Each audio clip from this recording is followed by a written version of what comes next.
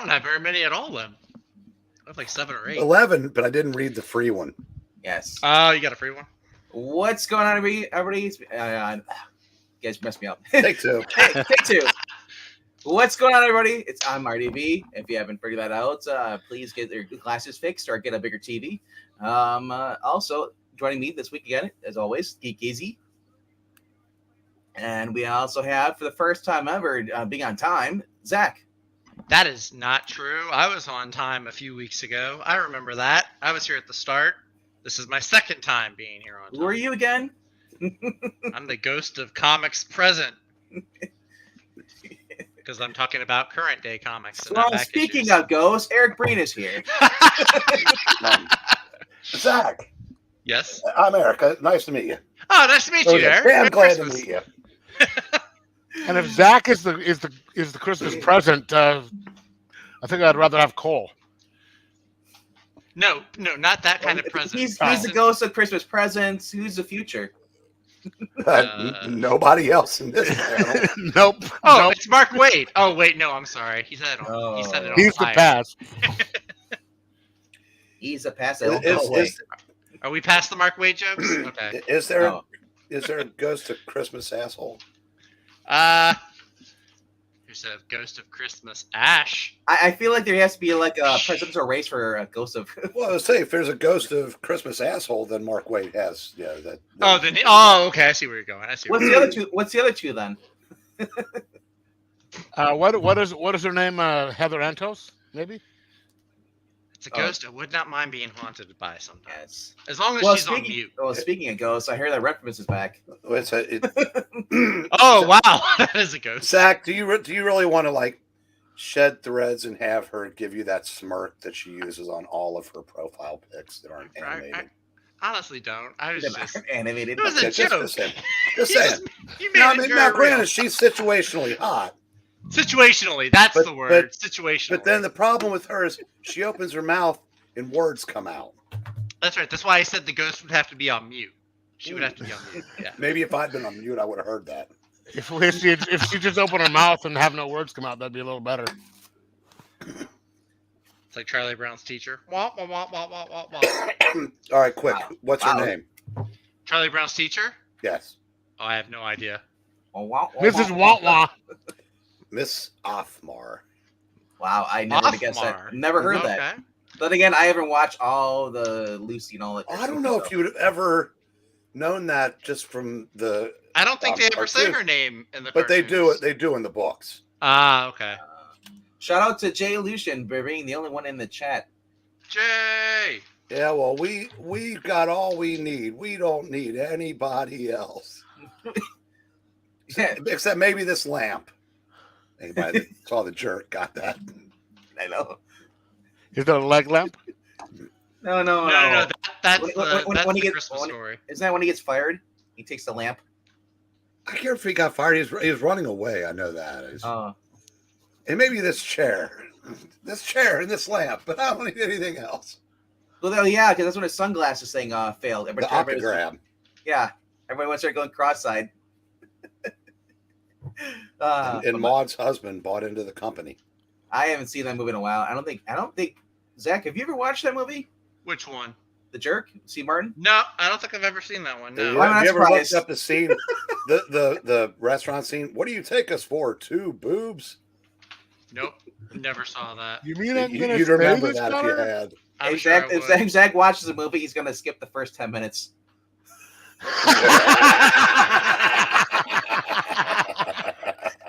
See? I'm on Christmas movie details right now, so I'm only what are you watching? Films. I just watched a Doctor Who Christmas special. Before that, we watched Shazam yesterday, because I count that as a Christmas movie. And then before that, I saw Scrooged. So anything good? Scrooged is phenomenal. What are you talking about? Bill Great. Murray? Karen Allen? The guy that played Lionel Luthor in Buster Smallville? Dexter? Let's see. I also saw the Will Ferrell, Ryan Reynolds Christmas musical on Apple TV. That was pretty good. Isn't William Forsythe also in Scrooge? I have no idea. Not off the top of my head, anyway. I saw I'm gonna watch Christmas with the Cranks later on as I'm cooking. So I'm making sweet potatoes tonight for a party tomorrow. I have to real quick. Maybe just this lamp in this chair and Maranya. And we don't need anything else. Yeah, when Ronnie says go, well, I'll leave. Well, she threatens to leave. I didn't know she was here. So who's putting other papers? That's what I want to know. That's me. I'm sorry. I'm gonna mute myself. I'm wrapping gifts right now. That's why I'm not on camera. Your God, was that easy? Wait a second. Zach, yeah. You could always turn the camera on so the ladies can see you. Oh, I'm not saying. But then mute yourself so we couldn't hear you rapping. I'm not at my computer. I'm in the living room because that's where I have a bigger workspace. So I'm not at my computer. I'm watching. That's where Breen stays alive, in the living room.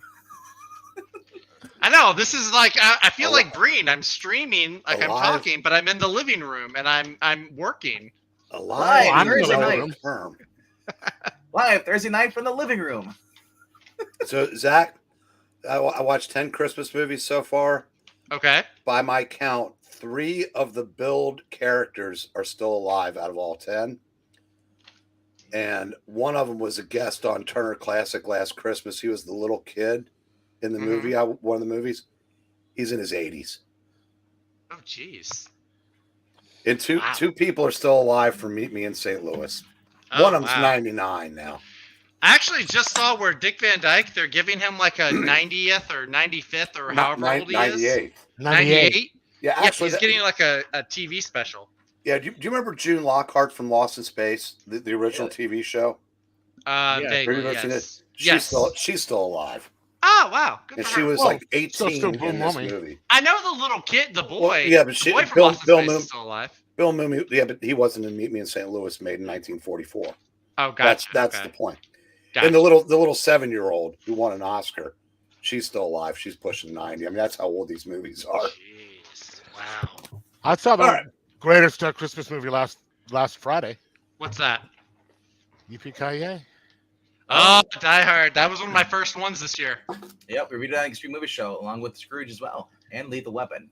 So I think I'm gonna watch Christmas Cranks later. Oh, the Tim Allen one, right? Tim Allen and Jamie Lee Curtis. Yeah, I actually like that one a little bit more than the Santa Claus. So that's got 2 lead actors in it. 2 leads, yep. And then Dan Aykroyd and Jamie Lee Curtis. It's got Tim Allen. Tim Allen's awesome, bro. Yeah, Tim Allen. I wish he'd do more movies, but Hollywood hates him. He's got that sequel. Not sequel. He's got that series based off the Santa Claus that they're doing on Disney Plus. They gave it a 2nd season for some reason. Yeah, but I wonder how good it is compared to the original, though. Because not very. After Santa Claus 2, they all take a dip. Like Santa Claus 3 is not that great. Well, the reason I asked Martin Short's okay, but the reason I asked because Disney has a stick up their ass and won't let them do certain things. Well, they gave them 2 seasons of a TV show, so they did something. But we're not here to talk about Christmas movies. No, we're not. We're talking about books. We're talking about my books here. Yeah, but if we talk about Christmas movies next Thursday, it's going to be kind of silly. Well, this is a completely serious show. Well, next Thursday we should talk about New Year's movies, such as. By the way, Zach, add the ref to your Christmas movie watching list. Okay, that is funny. I love it. One of the funniest movies. All right, I need to watch that again. Actually, add Rescue Me to your TV shows. The Dennis Leary show. Yeah, he's the ref. Okay. And it's Kevin Spacey and his wife are fighting constantly, and he's a burglar. And I won't tell you anymore, but it's very, very funny. Yeah. Kevin Spacey and his wife are fighting. Is it because she found out he's gay? It's acting. Wasn't he in one with Chevy Chase? Or am I thinking a different one movie? I thought there was a Chevy Chase one too. But, what's that? Yeah. With Dennis Leary. I thought they were in a movie together. There was one that's similar to the ref that came out with Chevy Chase.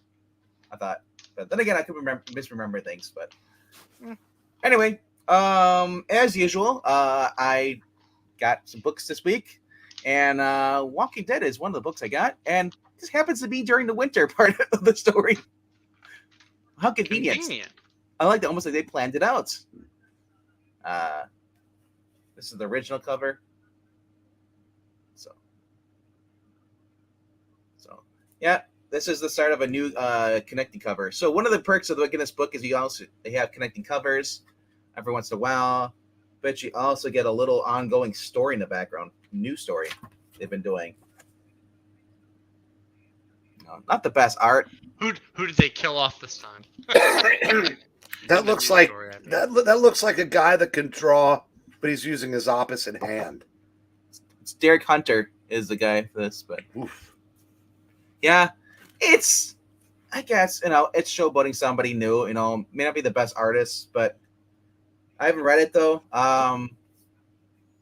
But honestly, if the writing's good, I can get past the art, and maybe who knows? Maybe he'll because he's getting exposure like this, and he'll actually be able to get a different story, and with a better artist, But we'll find out though. But anyway, though, like I said, I've been enjoying these. It's just fun seeing everything actually in color. It's versus the black and white, because now you can actually notice things like the head flying stuff. Yeah. So anyway, that would technically be my number 12 if it was on the list. Prism, I didn't get a chance to read. The new issue came out, but it's through a blaze. But the art in here is actually really good. I'm really enjoying this. It's kind of like that anime art, I want to say. Or Manga? I guess you could say manga or manga. Is Ablaze, that's the company that does that agent book that I picked up yesterday. I'd never heard of them before yesterday. Did you? Yeah. Okay, I haven't been able to find Agent. I heard about it a month ago, and I was like, that sounds pretty cool. And have like an Agent of S.H.I.E.L.D., like a Nick Fury homage cover. It was one of two books yesterday that had Jim Steranko homage covers. So, yeah, and it was not in my shop. They shopped at them, so I had to order it. Wasn't on mine either. Yeah, I was really bummed. So that's okay. They were still ordered from Diamond. So, all right, my number should be my number 10 is Doctor Strange. I'm not sure if this is wrapping up or continuing or going whatsoever, but at the end, the one way Doctor Strange defeats the other evil version of Doctor Strange is basically this. By imprisoning him in the dungeon after basically giving him a part of his own consciousness, basically because what was missing from this Doctor Strange, the one has been the General Strange, is that he no longer had his sense of remorse and stuff. So Strange basically gave him back his humanity, which had been stripped from him. And because Strange says, like, I tried fighting you as a warrior, and obviously you're the better. You've been at this for 5,000 years. So I decided to do something that I excel at, that you used to excel at, and that is being compassionate and being a doctor. Can you open that up again to one of the 2 pages? Yeah, not the best art, but yeah, it's just so weird seeing indie art, a company called Ablaze. Who's the girl down there in the white? That's actually that's the younger sister of what's her name, Clea, because her mother went and got with another person, and this for the sake of it, because it's basically convenience marriage, and they created a child, and because her mother doesn't like raising children, her war goddess mother, so Clea said, I guess we're stuck raising the kid. And she's like, who would we rather have raise this kid than actually someone who actually, that versus someone who's basically a bitch and relentless. Sorry, Breen, I didn't mean to cut you off. Geekeasy said, please don't interrupt me when I am babbling incoherently. Yeah, I was just apologizing to that. I know, I already had that line ready to go, and I didn't want to mess it up, and I kind of did anyway. But so, I'm like sorry. I said with this, so all right. So I'm not sure how much this ties into the actual Doctor Strange lore. I'm not a huge Doctor Strange fan, but I've been picking up because Jed McKay, who's been okay. Jed, okay. Okay, McKay. Yeah. Jed, okay. I like that. Yeah. So back to what I was saying, though. I've never heard of a company until yesterday. The art on a book that that nobody can get because nobody bothered to order it has infinitely superior art to a book with a major character that's had 2 fucking feature films. Marvel / Disney. That's Marvel. It blows me away. Yeah, it blows me away too. Since they basically decided to raise the child, Clea gives the name Donna to the child, or basically her younger sister, and naming her. And as for those who don't know, Donna is the late sister of Doctor Strange. Has Doctor Strange had a sister, or did they just suddenly give him one? I don't know. One of those I long-lost half-sibling. No. I think he had a sister a long time ago. It was part of his origin. I'm not sure. Okay. Well, because Marvel loves to spring surprise step siblings and I don't know, but like I said, this book kind of neatly wrapped up the story arc that was going on, and not really sure where it's going, but it says. In the aftermath of the next issue, number 11, in the aftermath of the War of the General Strange, Stephen and Clea must set things right. But what about Clea's new sister? Will they return her to the warlord parents? Can the Strangers reckon with the legacy of the fault line? So yeah, I mean, it was okay because it's written by a guy whose answer is okay. Okay. By the way, Mark, have you seen the alternative version, the alternative ending where Cary Grant throws Deborah Carr off the roof? Jeez, take it easy, Mr. Grant. That would have been cool. Number 9. Number 9. This wraps up pretty good. Breen, it kind of went where I was thinking it was going to go. It just had a little bit of twist on as far as the villain.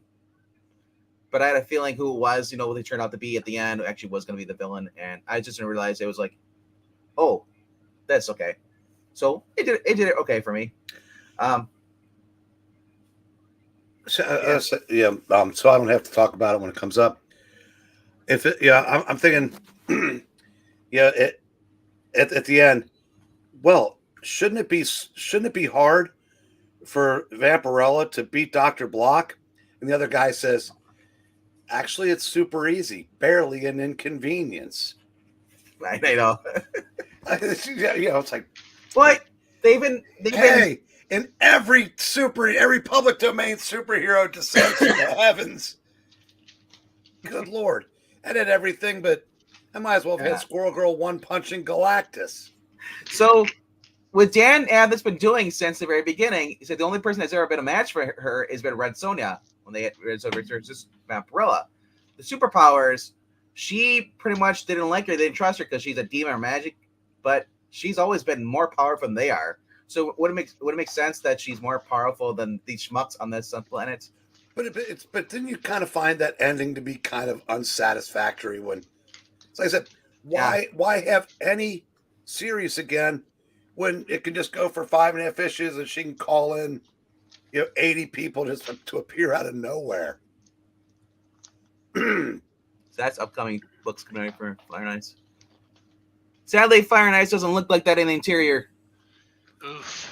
And after making such a big deal out of Dynamite or whatever her name is, yeah, it was like, was she in like 2 panels in the last issue? Yeah, right, yeah. But this is cool. It was weird. I'm actually going to get that.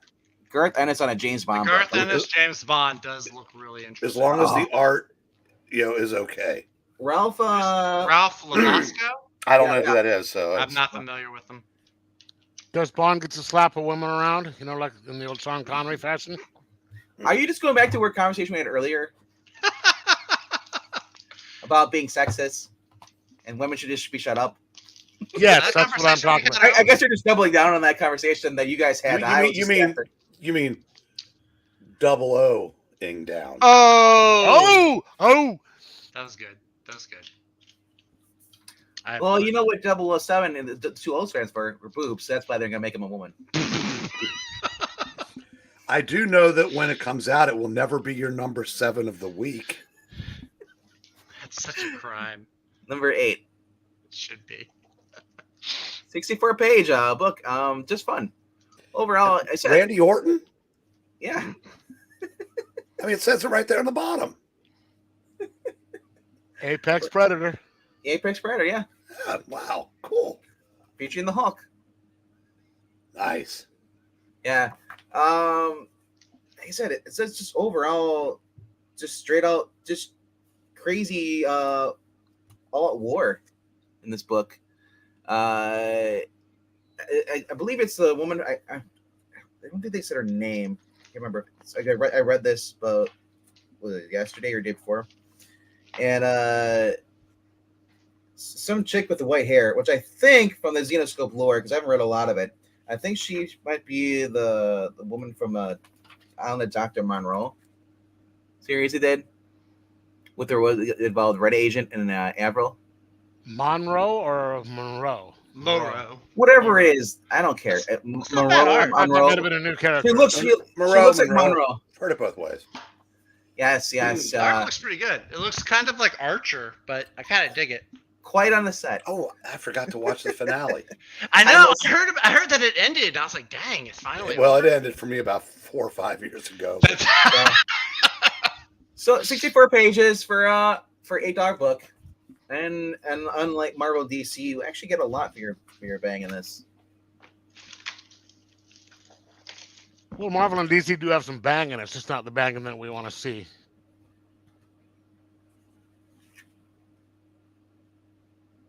No, but what's great about this, unlike Marvel and DC, they kill the villain, or you seem they think. Oh, I thought you were going to say that they their women have breasts. well, that too, but splitting open a rib cage, and there's something ominous going on. She's been having these visions too, so something else is coming on. They're coming up next. They don't tell you what, but no. Here, what's great about this? Look at, they tell you the order of reading the books. Oh, I thought maybe Belle was going on tour. Yeah, I thought they were trying to copy like the Titans Beast No. World thing. No. So, like I said, they tell you exactly where what book she's been in reading order. I mean, it would be better if they just did legacy numbers. Legacy numbers. What's the matter with you? What's the matter with me? What's the matter with you? All right, number 7 this week is Red Light. Can't really show much of the interior of the book because it is a red light district when it comes to the book. All right, number 7 this week is Red. Sorry. It's okay. Breen, have you read any of this at all? What, Red Light? Yeah. Yeah, you rated it higher than I did. All right. The first two are kind of set up. Now I'm looking forward to see what's going to happen with the third episode. Basically, cons one of her guys or John's into helping her break out of this place, rescuing the girl. Now bad guy's pissed again. Summary. That's it. I just cannot. I hope I'm wrong, but I can't see any way that this isn't just 2 more issues of cliches. I realize she's not an experienced writer. Yeah. And there's only so many ways this story can go, but I'm kind of feeling like I've wasted my money on the first 2, so I'm kind of at that decision point. Yeah, I hear you. Yeah, that's never something you want to feel when you're 2 issues into a story. Like, Well, because because I said, I'm halfway through. Do I just get the next 2 or cut my losses? I'm not sure. It's kind of like a Blade Runner in a sense, the way it feels like, but they're banking on that, but it's kind of like slow moving. It's So like and the that's- thing in your left hand. I may not even pick up the last issue because I realized I missed issue 3 and didn't notice it when I read number 4, and number 5 went nowhere. Oh, really? So now it's kind of like, Well, at least they weren't eating on the park bench. No, I mean they're not bad, but they're not. No. One of the things I always talk about when I buy, I'm buying way more indie books, is, am I ever going to look at any of this again? That's a lot of the Blade Runner books that come out. Because Blade Runner, the ones came out for Titan, were kind of similar tone than this. Every once in a while, you get a thing, and it's kind of like the original Blade Runner, Harrison Ford. It looks cool. Yeah, it's the art is pretty good. Red Light's art is pretty good. Hey, but the original Blade Runner was awesome. I'm gonna be the outlier. I had more. on that I had more. one. I had more fun with. When you say you're gonna be outlier, what's your opinion on Blade Runner, Zach? I did not care for it. See, I think, and this is one of those rare yeah. occasions where Jeff is the outlier. Yep. Because it did nothing for me. Well, yeah, I'm a big Harrison Ford fanboy. I mean, so am I. I love most of Harrison Ford's movies. Rutger Hauer, Harrison Ford, great cast. Very aesthetics. How they just basically put everything together. So that's cyberpunk. I love that. It's just that it went for too freaking long to get to the point. Yeah. Well, here's my problem. I'm not a big fan of cyberpunk. I'm not a big fan of dystopian. Yeah. That's kind of strike two right there for me. Yeah. I understand it's a great movie, and I'm not going to take that away from it, but it just wasn't for me. Watch Lockout with Guy Pearce. I think I remember seeing that one. Yeah, the space. President Maggie Grace, president's daughter from this prison in space, and that's kind of like a dystopian thing, but it's a much faster paced movie, and I like it more. So, and it showed that Guy Pearce should have been an action star the whole entire time. I don't know why he wasn't, but Guy Pearce. The last thing I saw him, he was in some other apocalyptic movie with Viggo Mortensen. That was like the last thing I saw him in. Or Iron Man 3. He was in Iron Man 3. Iron Man 3 is he's not the guy who plays Justin Hammer, is he? No. That's Sam Rockwell. Guy Pearce is the second one. He's the I am the Mandarin. That guy. Oh. Guy Pearce wasn't the Mandarin. No, he was in charge of him. Yeah, he was that guy. It actually wasn't a bad role until he started saying that he was the Mandarin. But anyway, we're going on by number 6. This actually wrapped up pretty good. Zach, did you read this? My shop didn't get any of those this week. I looked around. They have a few issues that they'll get like 1 or 2 copies of, and they did not get plot. I will not go with one, and it got sold. I will not go very in depth into it, but art's been pretty good on this, really good, and just basically Sean Gordon Murphy. Non-stop action in this book. Oh, that was an action issue. Yeah, it's the end issue. It's final issue. Oh, is that the finale already? Oh, wow. Finale. Okay. So everything comes together. It's just a lot of stuff happens. It wraps up pretty nicely, and yeah. So fun book. Check it out if you haven't done so. Sean Gordon Murphy is really good for Batman White Knight. I like him in that. Kristen White, the whole series. Yeah. This had a little hiccup in issue. I think it was issue 3. I think it was, or 2. It was 2 because that's when I quit. Oh yeah, that's the one where the Tiger's origins. There is one little thing a problem I had with this, and because it's the gay tiger who's checking out the new recruit. Here, let me help you with the new costume. It's like, let me know. I can always adjust it for you. And then the little guy, the Calvin Hobbes, he's like, oh God, get a room. Basically thinking what we're all thinking, like, quit putting that shit in our book. So I must have skimmed over that. I just remember him having another tiger lover in his origin story. Well, no. For the record, that isn't what got me to quit the book. It was the rest of the SJW shit. That big guy here is gay. The big blue tiger's gay. Yeah, the big blue tiger. Yeah, and he was talking to somebody else in this. When they do his origin story, he's like, he got kicked out of his kingdom because he had another big blue tiger boyfriend or something. Well, he's been away from that kingdom for a while, and he found somebody else. He's kind of trying to groom the new big blue lion. Yeah. No, not a big blue lion, because that was a joke. I'm sorry. McGrath got it right. It's Aldrich Killian was the name. Thank you. That was his name. Wait. If he's the tiger and there's a lion, would he be the bear in the situation? Sorry. Lions and tigers and bears. Oh my.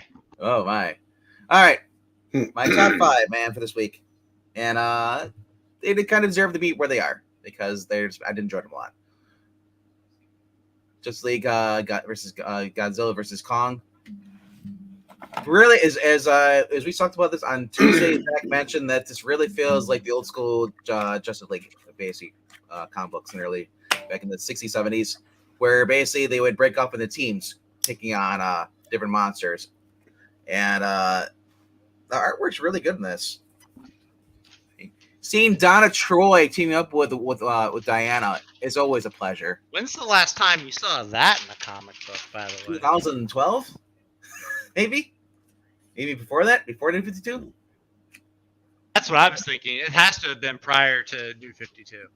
I mean, Shazam, all these guys in here too. Like I said, the monsters are really cool. If you're not checking out this book, you're doing yourself a disservice. I know we've said this before because when we're reading the Deceased, this is way better than Deceased. Oh, infinitely better. Also better than DC versus Vampires. Well, that was a shit book. That's Matthew Rosenberg.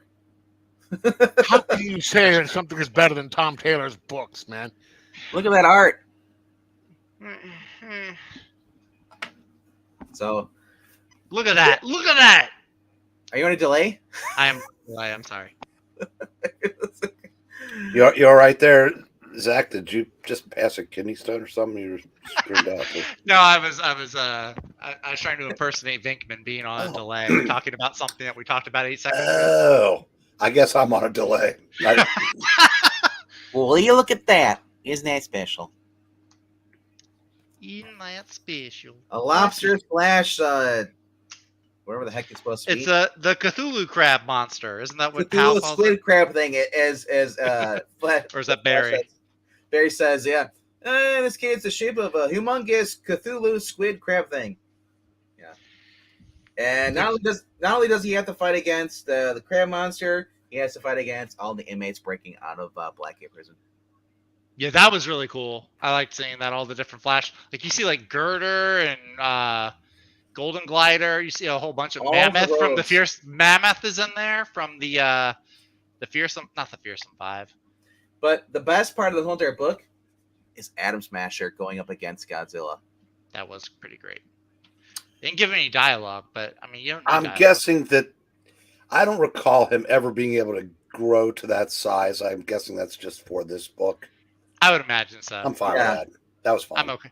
Yeah, exactly. It's Adam. If anyone's gonna go toe to toe on that scale, it's gonna be Atom Smasher. But you know what? You know what they should have? They should have subverted expectations and had Adam go against him.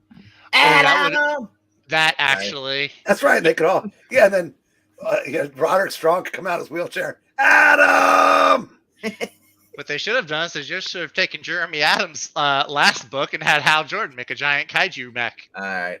Next book is by a writer that everybody hates. Yeah. But doggone it, it was a good issue though. I'm so glad that I'm not the only one who got that. I was so mad at myself for picking that up. It's like I said, it's arguably one of the best, or actually one of the few things coming out of DC that is actually still good. Once he leaves his book or whatever, I'm out of DC pretty much, unless other than just reading Jeremy Adams' books. But what if like Robert Venditti or somebody took over after he left, or Josh Williamson? You think they'd let? Well, Josh Williamson's okay, but he's not the best. Are you? He's hit or miss. Did you read Superman this week? I did. Call me britches out. My point is Calm thy tits, Zach. Zach. My point is Joshua Williamson is hit or miss on books. That is the most profound statement. Especially when he's writing Arrow. Wait, especially when he's writing who? I see what you did there. He's a hit or miss writer. I like his Green Arrow. I thought you said that when someone said "calm your tits," I thought you were talking. That's what you're talking about. You said that was the most profound statement.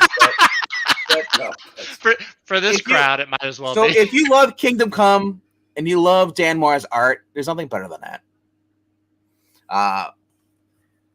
Like I said, like this whole entire issue going through here, having all the heroes interact, learning more about Gog, and just everything that's going on in this world. It is just an exciting issue, and I don't really want to show you much more of that because there's a lot that's going on in this book that is setting up for the next issue. I'd say this is probably the best story arc he's done in this World's Finest book. Doggone it, he did it again. He took a story arc that was not interesting to me at the beginning, and halfway through, he turns it around. Yep. So doggone it, he did it again. He was writing a book that I really liked.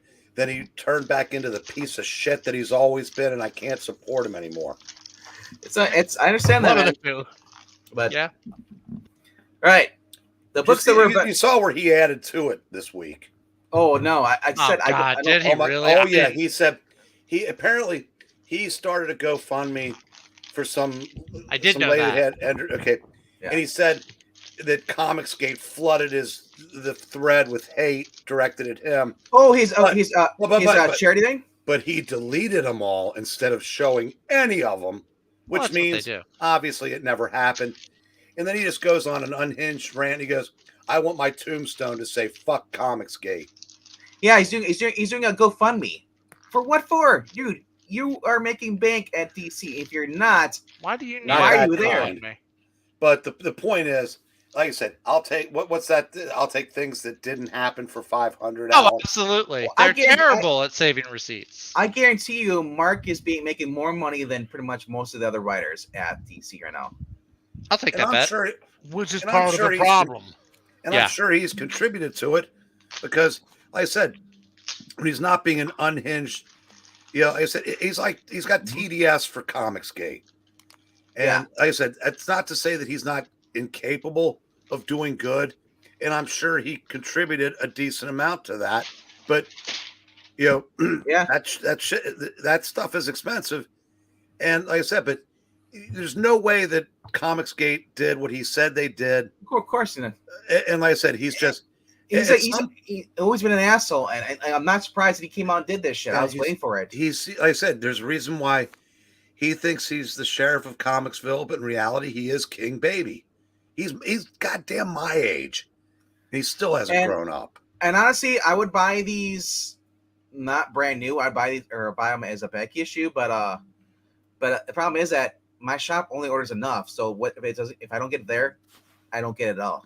No, I understand, and I'm not. So that's the only downside because they've fucked up the whole entire comic industry. I said, unlike past times, I don't want anybody else that doesn't want to quit supporting him to quit supporting him because it's a personal choice. I can't stand the son of a bitch. I'm supporting my shop. I'm not buying directly from him. Well, I said I bought more. Yeah. Yeah, I'm the only person that works at that store that buys comics, and I bought 10 this week, so I figured I supported a decent amount. Right. All right, number 3.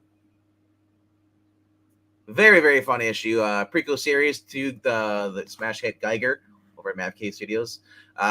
Check it out, the original series before you read these, though, because this is a 2-part prequel stories that has heavy spoilers for what's coming in the original book. So, and then it's also, we're going to learn more about as far as what's coming on to the next series coming up. Just a very, very, very fun book, man. Gary Frank art. You see, it's also getting an ongoing series next Yes. next April. That's Yes. pretty exciting. Yes. So, and there's a key character that's coming back in the series. I don't want to spoil it. I'll just say that he's had his own book. It was great. And There's only been 2 books from that universe, Finkman. You kind of no, there isn't. There's not. No, they've had the Red Hood one, or not Red Hood, but with the what's his name? Oh. Okay. All right. Red Red coats? coat. Red coat his own.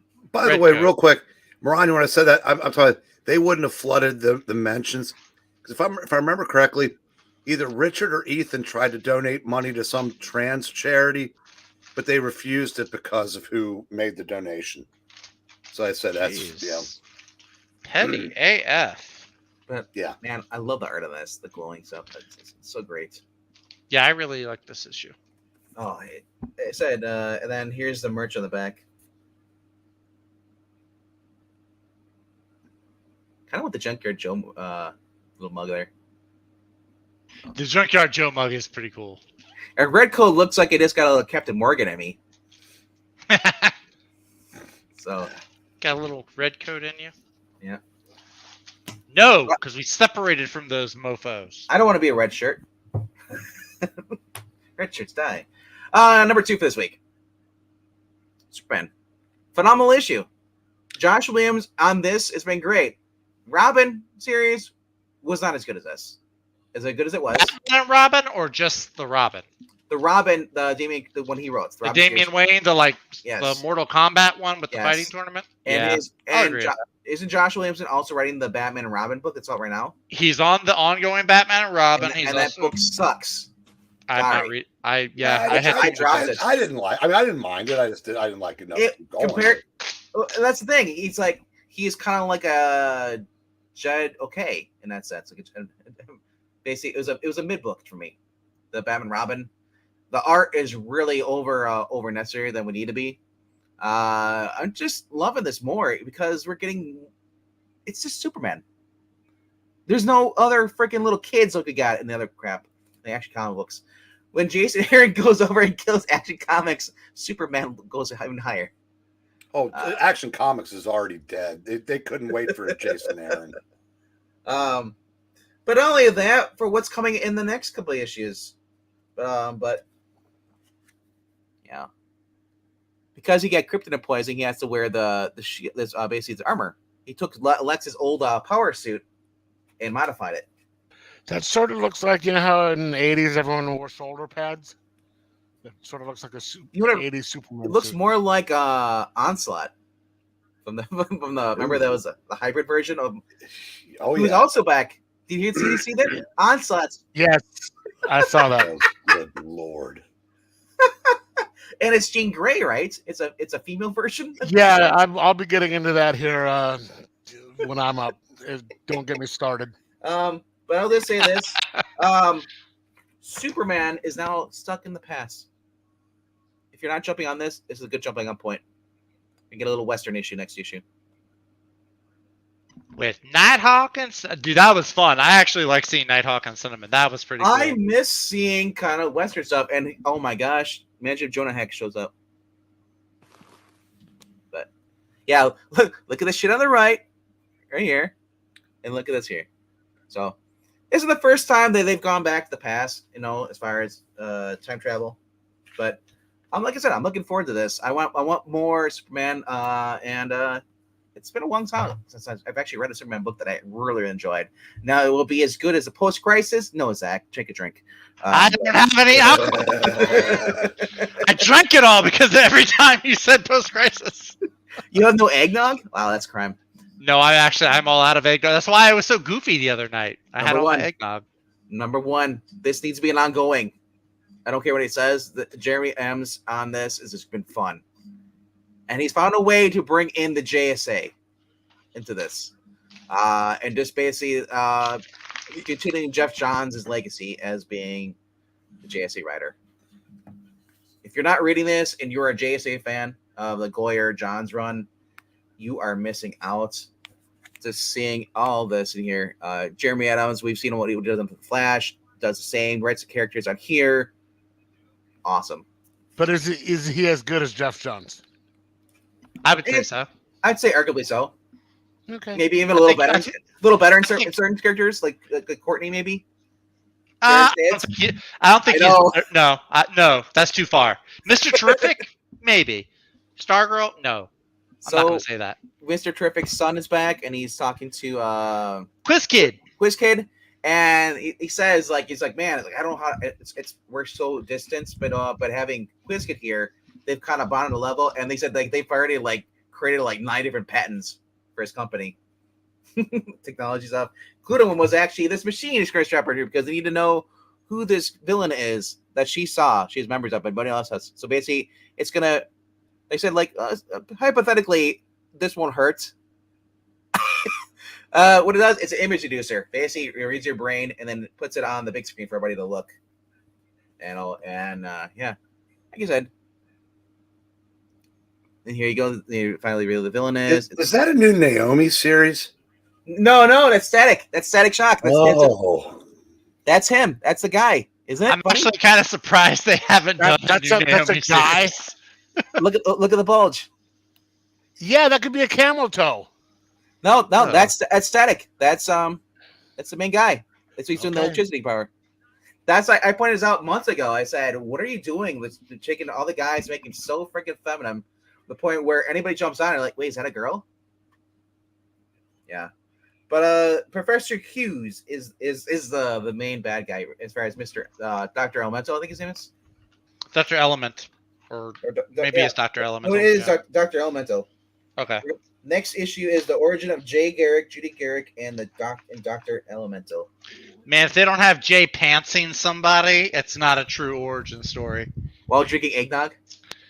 Did he drink eggnog in one of those issues? He might have. I'm just saying because it's Christmas.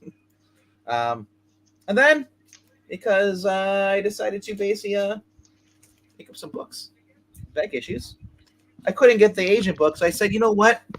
A lot of my books are half off at my shop right now, so back issues. I decided to basically just go pick them up. So when you picked up your books, did you lift with your knees? With You should always lift with your knees, never your back. My niece wasn't there. She couldn't lift them for me. And besides, these are newsprints, so you don't have to live with your knees. Whatever. So for those of you, and I can't remember which one I showed off. I'll just show them all again. There's one of them I got last week. I think I'll throw it in there too. But these are all back issues. These are all quacktastic. So a little Whitman story. Zach, I'm waiting for you to make me this proud someday. Keep waiting, Pa. Yeah, don't hold your breath. I'm not. Look, he's talking about Zach. Slow children in play. You know, and slow children should just be able to play just the same as the regular children. I'm telling you. What year do you think this is, Zach? First guess, I'm gonna say 1950s. Okay, you are warm. I'm warm. Can you narrow it down? Let me shoot right down the middle. 1955. It is. Yep. Really? Is that a Nice. Donald Duck or a Dell 4 Color? Is that number up in the corner? What does that say? Doug comic number 39. Okay, so It is Dell. that's the Donald Duck series. For 10 cents. Wow. Yeah. It's a little rough. But I think this is the one from last week, I think. He already showed this one off. But for those of you who are cool enough to watch the fossils, I was on the fossils showing these off last night. All right. Then I got this. Having fun with these. This is if you're curious what number this is number 511. So that is the Dell 4 Color series. Yep, 4 colors. I figure why not. But well, you only need about another 1,340 to have them all. I figure if I'm friends with enough fossils, I can have the whole collection. A couple a week, and yeah.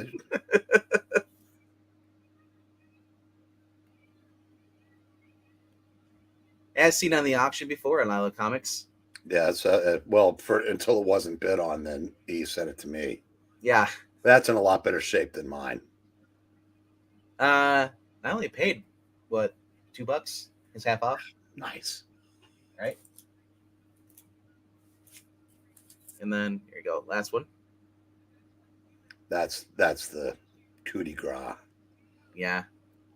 Not sure what happens if he sticks somebody with the front of that, but yeah, 1063. It says still 10 cents. So that's the same comic series as the Donald Ducks. Yep. 1959 Western printing. Yeah, that is so cool, especially this time of year.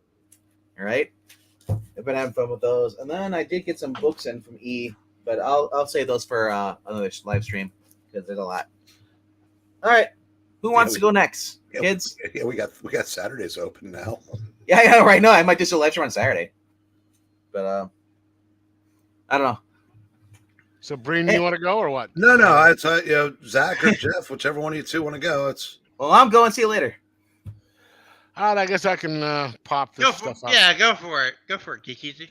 Okay, today was a kind of a good day, as that who's it? Ice Cube said.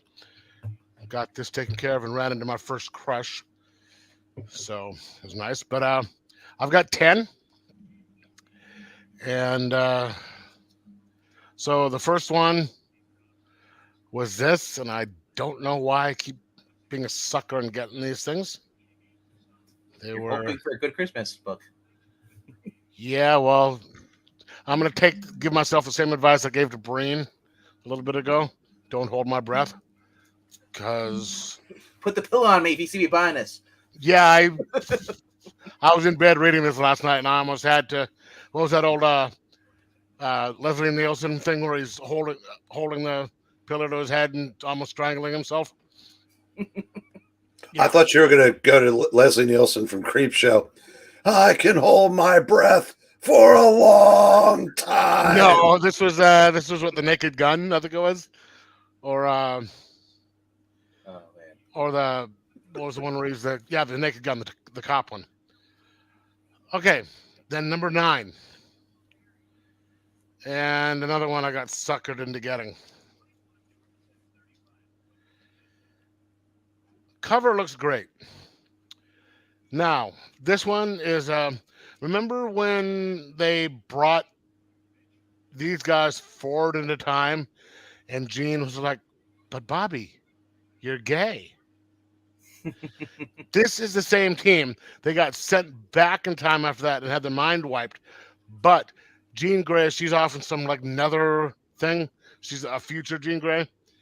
And she brings them into that because she was talking to someone who's off panel, and she needs their help because eventually you find out that Jean Grey at some point, right around the Phoenix time, in one of the other Earths,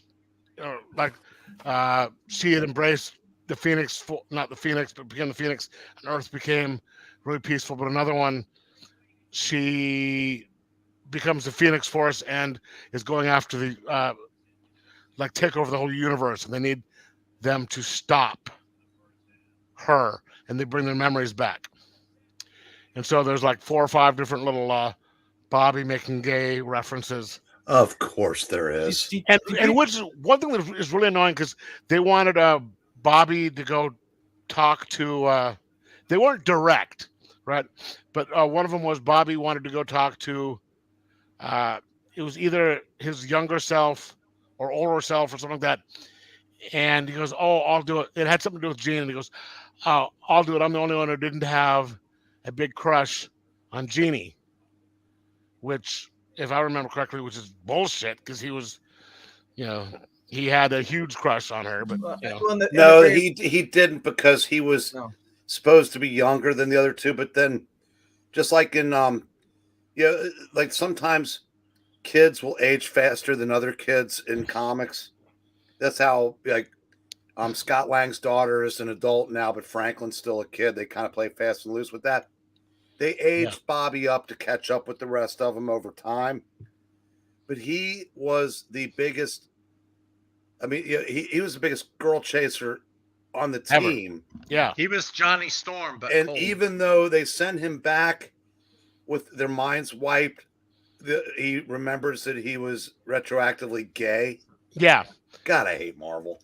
So I like how Greg Land's drawn this, and he recycled his art from like 20 years ago. Put it in there. Like we see the Phoenix form with the fingers up, he's pointing. You see the hair flowing. Like he just basically took a panel. It was just all his art from his other stuff, and they just kind of put it on together. But you know what? I will say this: you showed me a couple pages of Doctor Strange. Yeah, I will take Greg Land's tracing from any era. I know, which fair. sucks. No. Like Greg Land should be on that. If anything, they should take the girl that was drawing for Black Widow, Kelly Thompson, El Casagrande. Elena Casagrande, Yeah, she should be on a Doctor Strange book. She should be on more books. I don't know why she's not. I know, she was really good. Charges more than minimum wage. Well, Yeah, probably.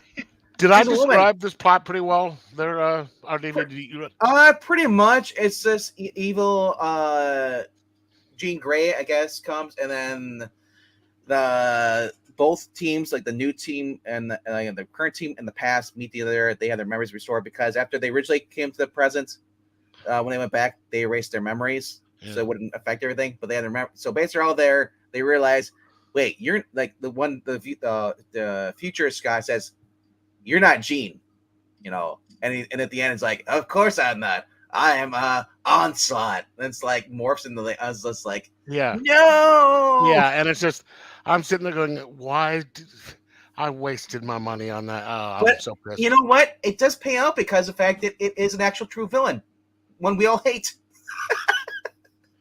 Yeah. Okay. But That's and what I want. I want it Onslaught with boobs.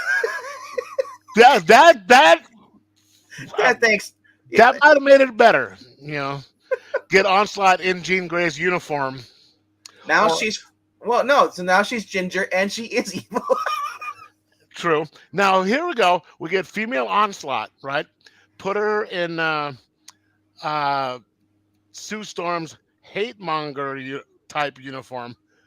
That would make it interesting.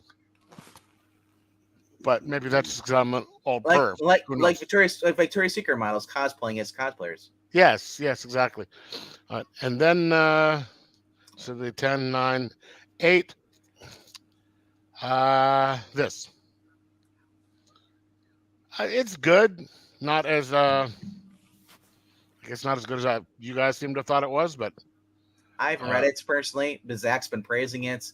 And Zach likes certain books that I don't like. He likes Ryan North, but then there's books that we do I like. like one book. I mean, it's Fantastic Four is one book.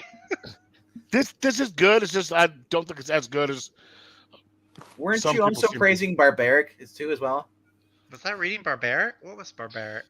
Jeff, the great thing about this stream is you're free to be as wrong as you'd like. Right, exactly.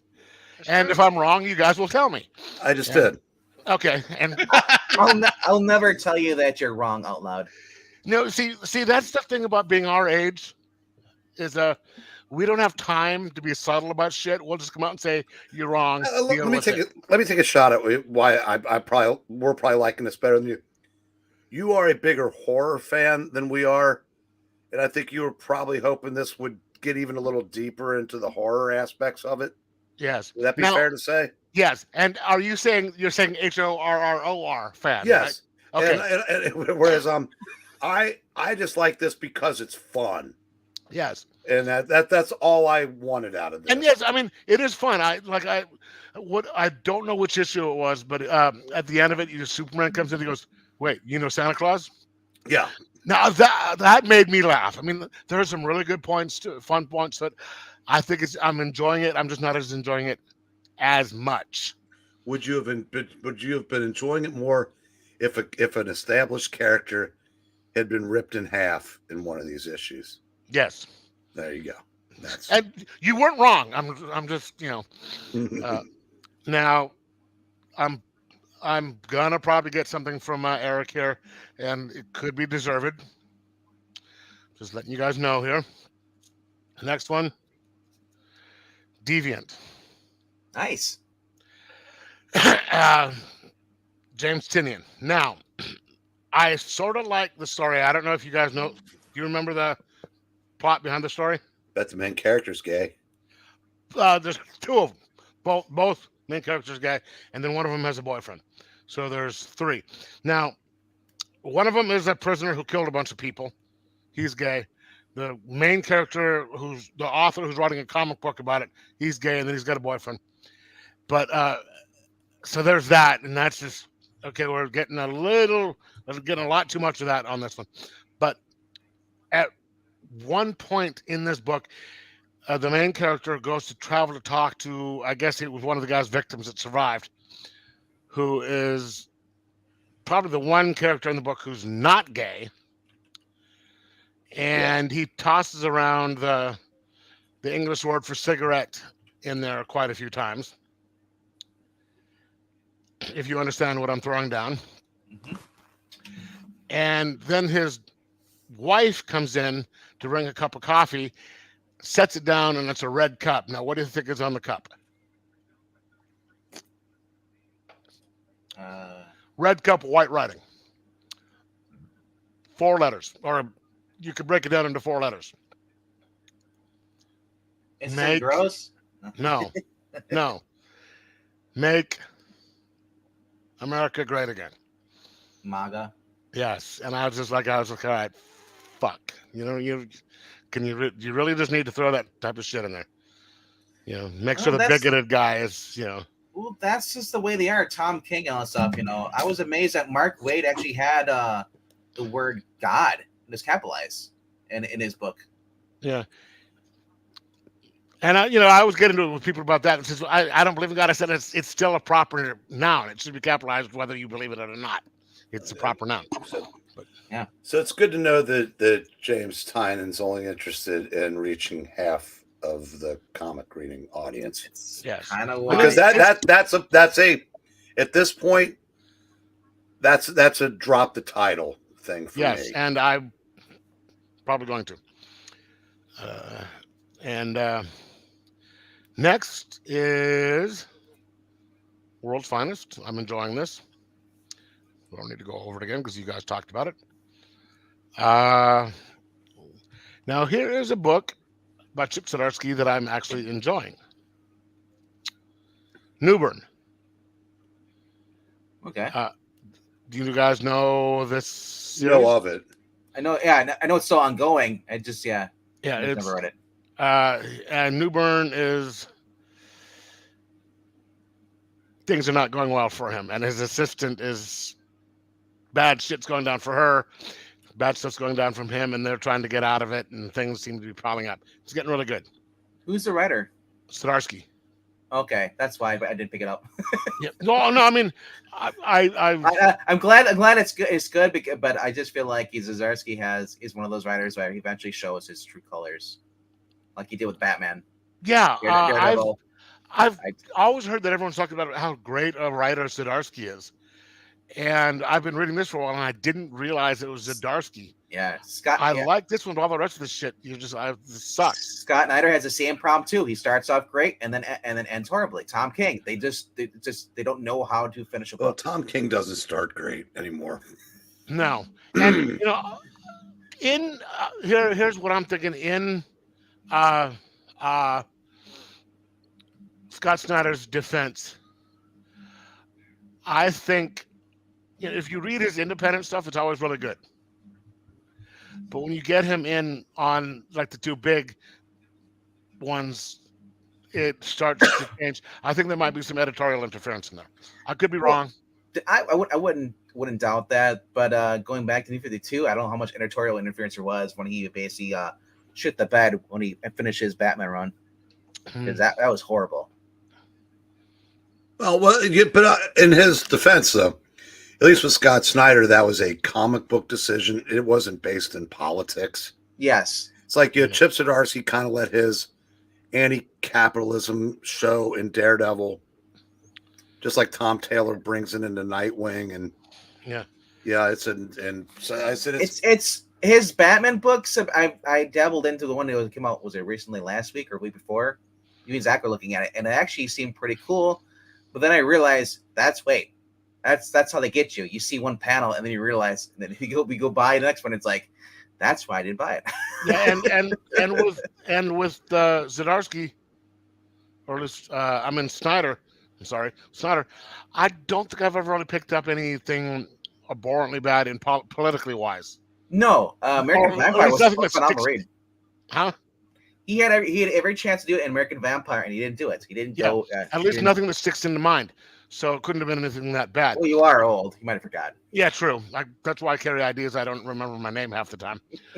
But then you get guys like this that are just like, Geekeasy. All right. Then you get the next one. I get to say with you guys, yes. I'm sure it'll be online. Yes. Good book. Good book. I really enjoyed it. I am eagerly awaiting the second one. You're sitting there going, what? Yeah, because you're kind of following the main character. Something happens. She's chasing somebody, and then they throw some like what she thinks is like pot or drugs at him, and then all this weird shit starts happening, and she's in another maybe another reality or something. It's pretty good. I still say if you're ever gonna join anything a character on an acid trip, you bring in Riley Rossmo to draw that part. I don't think it's supposed to be an acid trip. I think it's just she's got sent over, and you're like, what? She's just thinking, she goes out for a second, comes back, and then realizes she's not where she thought she was, and stuff like that. But Yep. okay, then here is the weird thing. I have the Hulk number 6. Number 6, they got it, but the box was all messed up, and some of the comics were messed up, so they had to send them back. And they just got number 6 that day, like a day or two before. So I got 6 How was the Moon Knight crossover though? and 7. No, it's not. It wasn't a crossover. I think that month they were just doing a bunch of Moon Knight. Clickbait cover? What? Yeah. Marvel? No. You know how they always have they'll have a cover where there's every title has one a variant cover where they have. That's what this was. So I just happen to like that. Next week is Aunt May covers. Now, is it Aunt May back when she was a whore? When she was younger, or the Aunt May horror she's version. 90 in her little string bikini song? It's a horror. It's the horror version. You can decide which word I'm saying. Her when she's 90 with her thong bikini on. Yeah. And then no, I don't need an image. Thank you very much. Hey, like you said, horror. Okay, and then the last main one, Harriet Tubman, Demon Slayer. Just a fun book. This one didn't have Harriet Tubman in it much at all. If she crossed over with Abraham and Buffy the Vampire Slayer, it'd be awesome. I that's just what I was thinking. You have a bad guy getting all the different bunch of other bad guys together to help go after her. Does the fight take place in the railroad, underground? I don't think the Underground Railroad, most of it actually took place, or a lot of it took place actually underground. I'm sure some of it did, but this is out in the woods someplace. But it's pretty good. As a vampire, I'd never go in the woods because all it takes is the explosive, the splinter, and stake on your heart. I never thought about that because I was like, you hear about the mortar shells, what they do to trees, and they throw splinters at you. You'd think a vampire would be like, yeah, I'm going to avoid the woods. Now, certain mythologies, it has to be oak. Oh. But then other people. All I got is maple. Yeah. But of course, it depends on what how you're doing and all that stuff. But yeah, I'd stay out of the woods. But okay, then speaking of our buddies in Comicsgate, this is a book that I backed and finally got it. Wraith of God, Blood Hunters by Aaron Lepresti. Okay, cool. Very, very good book. The art is fantastic. Let me undo this and show you some of the. It's got four different stories. The main one being the Wraith of God. I mean, take a look at the art on here is just incredible. And this is the second issue of it, and it just picks up right, and goes. There's no stop to it. And then you get another issue of the Nightclub, and you've got different people working on it that he paid to do it. And look at the art on here. It's just. Did that make it into a store? Or is that something you I backed. Okay. Yeah. And some of them, sometimes they do go into stores, but this was something I originally backed, and then eventually some of them will come into a store. So, well, Aaron Lepresti's kind of a big name. I'm surprised it's not in the store. Yeah. Oh, is that what is? I just got back in. That's the new Aaron Lepresti book, the God's Wrath one. Yes. Yep. Yeah, he's been talking about that one for a while. Yeah, and he did some art on Justice League actually, like right after Scott Snyder left, between him and Bendis. I know Aaron Lepresti had a few issues of Justice League. Yeah, he also when he came up here, he had a. That's where I first heard of him. He had a bunch of books for sale, and there's a 4-part miniseries of Conan, teaming up with Wonder Woman, and it was written by Gail Simone. He drew it, and I have that autographed by him somewhere in my room. Just to take this moment that we were relaxed until you showed up, Jackson Roy Kirk. Until I what? Jackson Roy Kirk. He said, "Relax. I'm here now." And I'm saying we were relaxed, but now we're on unhinged. Okay, and then one more book, and which is in reference to my little thing here. Excuse me. Whoa, whoa. Oh, Oh, your tagline. Okay. It's Yes, it's I have. well, I like that you're secure enough to say my little thing. Yes. I'm talking about my mind, by the way, in case you were wondering. Not sure that made it any better. I know. You know, big head, little head, big mind, little Wasn't mind. his body. But I am I was going to say massive, but major Ed Brubaker fan.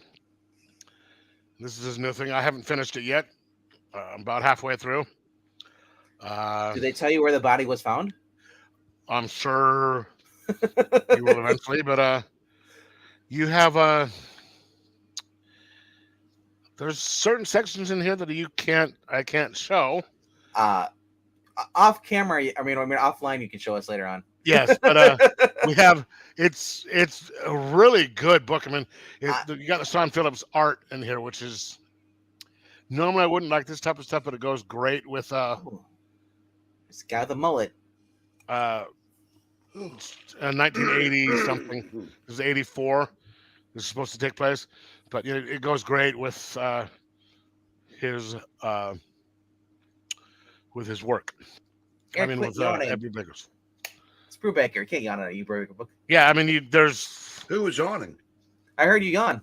No, Me? you didn't hear me yawn. You heard me clear my throat. Oh, that's what it was. Yeah. Yes, but yeah, that's it. So I gotta say about that because I got that last week and read it. That's for people that want to do slice of life, which that is kind of like slice of life Ed Brubaker style. And you can do it without wall-to-wall coffee shops and being boring as hell. And this proves it. This proves it. He's just pick a genre, and he's better than you, and you know it. Yeah, and Maybe. if you actually, I'm at the part where the two kids are at the pool. You understand? You know what I'm talking about right there. They break into the house. They break into the house. They're at the pool. You say you take two kids by a pool. I think of Ozark right away. Now, so basically, up to this point, nothing much has really happened. But it's if you actually think about it, but it's just still riveting. You don't want to put it down, even though when you're thinking back on it, there's not really a whole. I mean, there's not a lot of action. There's not a lot of intrigue. I mean, there is intrigue because that something's happened. You want to get to it, but it's just you're riveted because it's like it is so well written, and so you're just like, damn, this is interesting because the people are just, you know what I mean? I'll say that. I mean, if we're being honest, I hope we're being honest. This one and the one that came out before it, I don't like as much as Reckless or Criminal, but I still like it better than 99.999% of anybody else. Yes.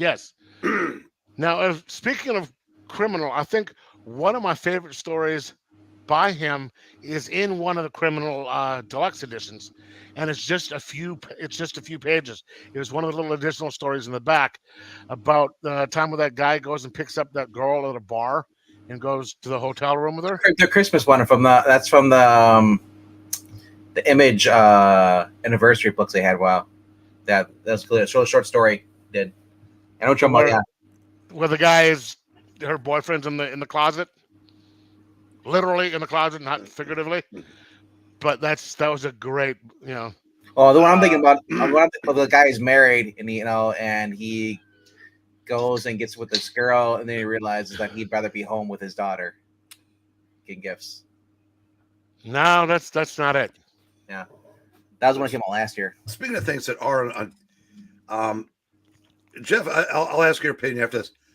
Jackson, I put Pulp in the same category with better than Reckless. It's up there with Criminal. I absolutely loved Pulp. I'll have to reread Pulp again. Yeah, I read through Criminal because I got the absolute hard deluxe edition. Yeah, I've got all four of them. Now, yeah. I think Sleeper is one of his better pieces too. I've read that. Sleeper is incredible. God, that's so long in the rearview mirror ago. I would have to reread that. But I think Pulp. I'm a big year Grifter that came fan, out. So Criminal year Pulp came out. That was my book of the year. 3 years ago, I think it was. Yeah, it was like 21 or 22. Yeah, 21. But as far as Criminal goes, I like the first 2 stories, and then the third one was about the bartender who's a boxer. Used to be a boxer. Didn't really care for that one as much. Yeah. But this is all I'm saying. If we can sit there and say that even some of his, and it depends on who you're talking to, weaker stuff is better than most things other people read, that pretty much speaks volumes to me anyway, saying that he deserves every accolade and award that he gets. Well, we had a channel devoted to slurping Brubaker. And I said that, and our late friend Skip was the guy that would dissect the books and kind of like outline it so the streams wouldn't last an Ashian length of time. And as I said, I can't help but think about him every time I read a Brubaker book now. And Brubaker, because he's always cooking. That's why he's called Brubaker. But yeah, that's it for this week for me. All right. Do you want to go Age Before Beauty? I believe that would be lovely. All right. And speaking of lovely, that's Zach. Actually, Breen would be both age and beauty when it comes compared to Zach. So is Zach even here? Zach. Oh, look at the private chat. Well, yeah, but then I heard him make a comment though. But that was like 19 minutes ago. But no, yeah. Oh well. I guess we're going Age Before Beauty. All right. Or Beauty Before Age. Okay, we got 10 here. I guess his girlfriend probably showed up and that's why he's busy. Number 10. And speaking of slurping with his girlfriend. Oh, wow. Like I said, just not a lot of there. And I look for little things. I didn't realize she's a new writer, but she has the Android or whatever that thing is. Yeah. When she's with that guy, she goes, "Men love to mansplain." You want to tell me how a robot knows that term? An AI program, I guess. Yeah, I don't know. If she's on Twitter. Number 9. Again, nothing against this book. It was fine or anything, but to me, it was just like, I don't know. It's like, okay, how do we end this? I know we'll just snap our fingers and call on everybody. Like I said, this definitely is the version you call Elseworlds Vampirella. It's not true Vampirella, and I've always kind of like they say it tongue in cheek when it comes to Dan Abbott writing her. The rest of these, I don't know how accurate the order is, but excellent book. I think this the artist kind of looks like he doesn't draw like Jack Geist in the beginning of his career, but I think that's what this artist is going to become.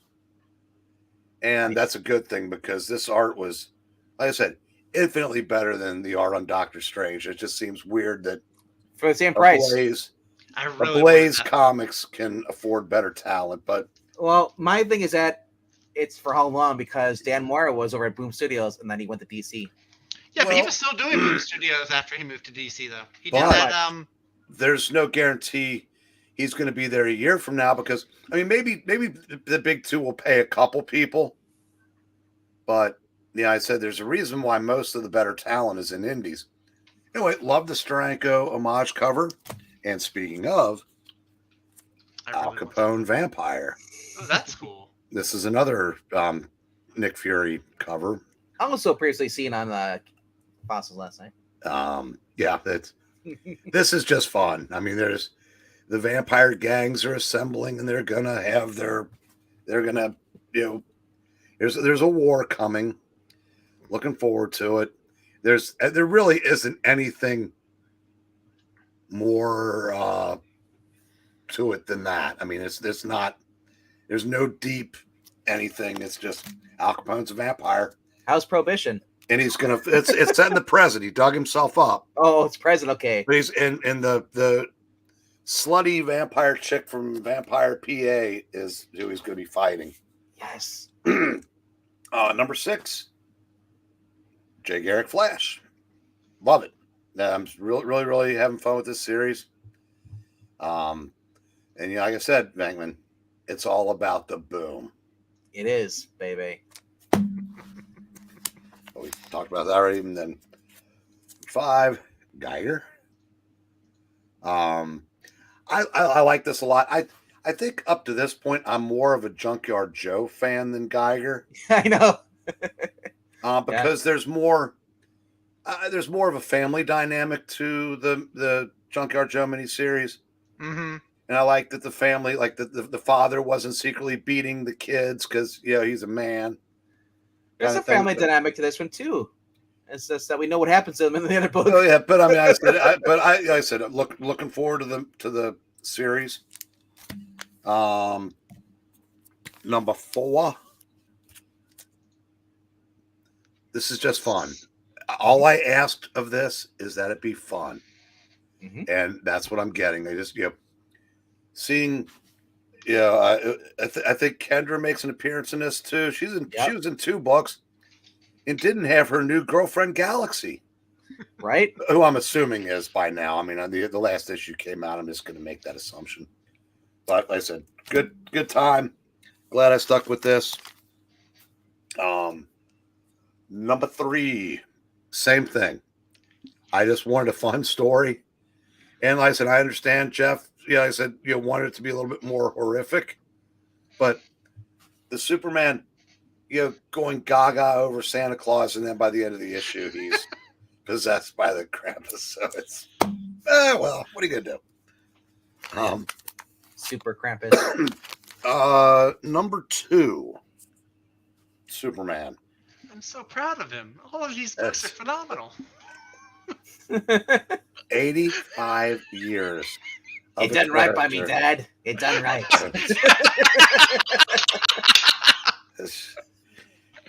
And it's funny. I said the other day, Wednesday, before I'd read this, I was having lunch with the guy I work for. You were talking about how there's just maybe after a certain amount of time, there's just nothing new you can do with certain characters. Mm-hmm. This book has something being done new with Lex Luthor. I almost said Lex Luthor. Because they're not. I don't think he's going to be. I don't think he's going to turn on him this time. No, because they're bringing it. I brought in his mom. Now, granted, there have been so many different continuities. I don't even know which one this is. I guess it doesn't matter. Looks like the mom from Smallville. The daughter is too much of a cliche, but hopefully, that'll get better.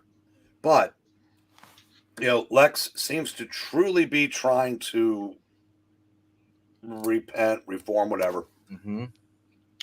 And the Superman, the end made me laugh. I just absolutely love that.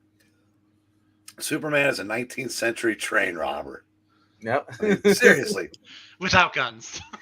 You recognize, well, you recognize who the 2 little kids were, right? The 2 little kids. They're the villains in the main story. They're the brothers. On the train. Oh. 2 little boys on the train. That's them when they're younger. That's what they said. What they do with the motion picture? That's what he said. Don't talk about my mom. No. As I should read my mama. And number 1 is only because I was so happy to see this back after almost 30 years, maybe even longer. Maze Agency. Written by Mike W. Barr of Batman the Outsiders fame. Yeah. Wow. This was a series that first heard in ages. This series first came out at Comico in the late 80s. Adam Hughes' first regular penciling gig was this title. And it's basically, LK would like this because it's like a CBS procedural. It's just a mystery that's wrapped up by the end of the issue. That was Act 2, I guess. I would enjoy that. Yeah, I'd read that. I don't mind it in a comic book. Because this is just, it was fun, getting, reacquainted with, Gabe and Jennifer, and it was a nice little mystery, and these are fun. And is it a one shot? Or is it I don't know. There's nothing to indicate that there's another issue coming, but didn't say special or anything like that. So I don't know. I'll have to look into that, but I hope there's more. But if not, it was nice to see that again. Can we get some more Alter Ego now? Alter Ego. Yeah, that'd be fun. Well, there was one this week. No, I meant the Roy Thomas story. Oh, wow. Yeah, I see a sequel. Oh, and like I said, the latest issue of Retro Fan came out, and this was awesome. A new Vault title called Beyond Real. They sent us a bunch of them to give out to customers. Huh. So this is the first issue, and it's $5 cover price, but yeah. I know that name. What do I know that name from? Or is it George Kaplan, the guy from the 500? or the Bible thing you see on Sunday nights? Zach Kaplan. His name has come up. He's written something. Oh, no, it was Zach Kaplan. He might have wrote Solar. Was it the one that Ash was reading about the eclipse? I don't know. I have to look. I know he's reading some other stuff. Was it or is it what was it? Oh, the Wii something. The big series came out a couple years. It started with a Wii. We only find them when they're dead. No, it was like 3 words. Oh.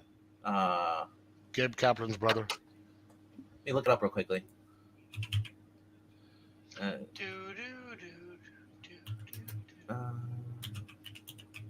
I know he has written a lot of stuff.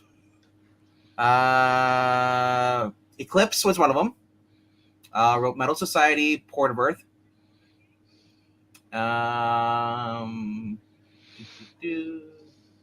Lost City Explorers and Join the Future from Aftershocks Comics. I don't think he's done anything else. Forever Forward.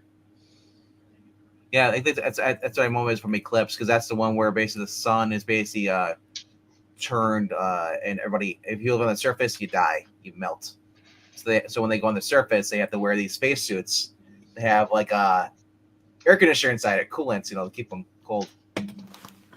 They're like basically like Mr. Freeze. If you get a crack in your suit, you're like, oh shit, and you just kind of burn. But Junkyard Joe. Oh, looking. Okay, this is earlier comments. I think scroll up for some. All right. Yeah, but I can remember stories we read only back in '82, but have to reread stories from last year. Hell, last week. I can remember almost every episode of Gilligan's Island, but I've got to go rewatch last week's Flash episode. I remember certain details of stuff that I like. Not Flash. But if I truly didn't like it, I'm probably going to forget it. That's I've learned that way. So, there's been so many TV shows that have come out that I didn't care for, and I don't remember what they are. But yeah, Zach Kaplan, that's what he's known for. That is Eclipse is his big one, 2017.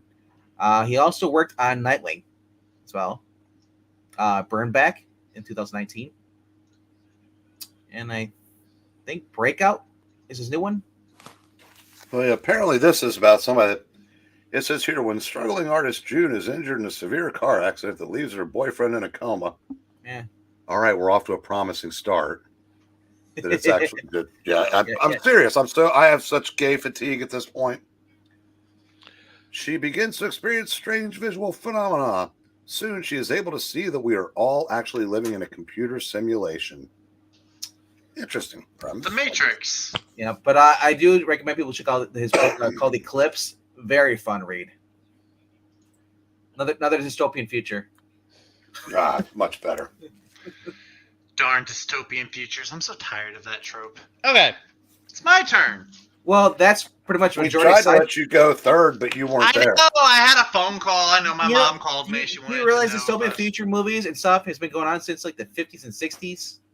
Yeah, Like, yeah, it's never gonna go away. It's still it's fine. It's still a tired trope though. All right, I have a book that nobody else has brought up tonight, and so I have one book nobody else has brought up. So I'm Fantastic relish in Four. this. No, it didn't have a new issue this week. Yeah, you G.I. Joe, Yeah. Real American Hero. This is number 302. That's what Jay's been waiting for this whole entire live stream, and I'm 1 hour and Jay, 30 minutes. This is for us, Jay. This is for us. They are doing a. I noticed Kirkman does this with Firepower. I guess he's going to do it with Void Rivals. But they're doing the editors, like the ask a question or the letters at the end of the issue, like the old Marvel and DC books used to do. They're doing that with. They've done it with Firepower. They're going to be doing it with this one, with Real American Hero. So that's really cool.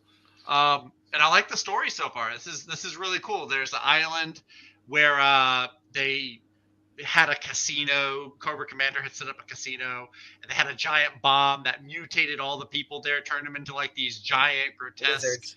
ogre people that are cannibals.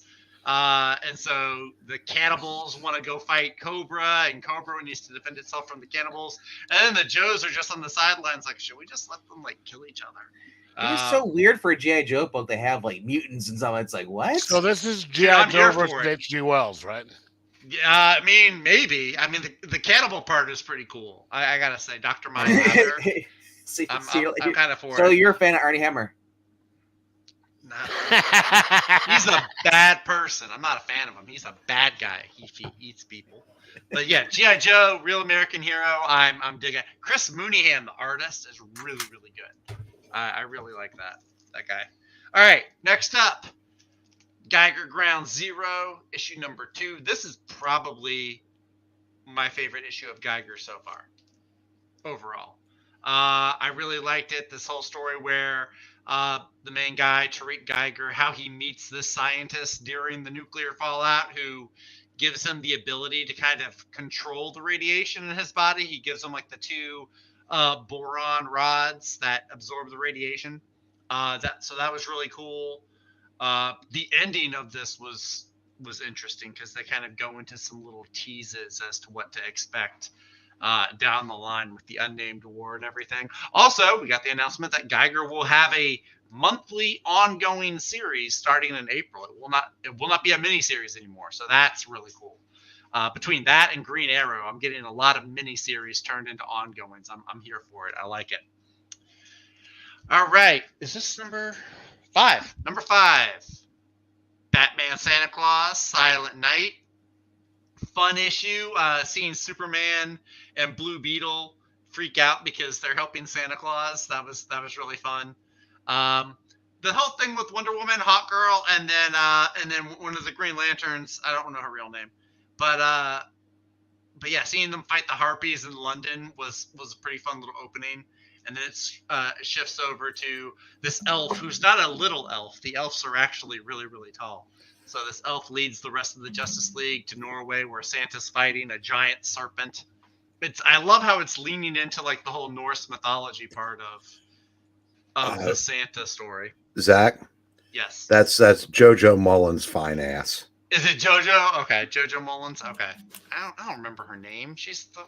I don't know. I just know because that Wes always put fine ass at the end of it. Fine ass.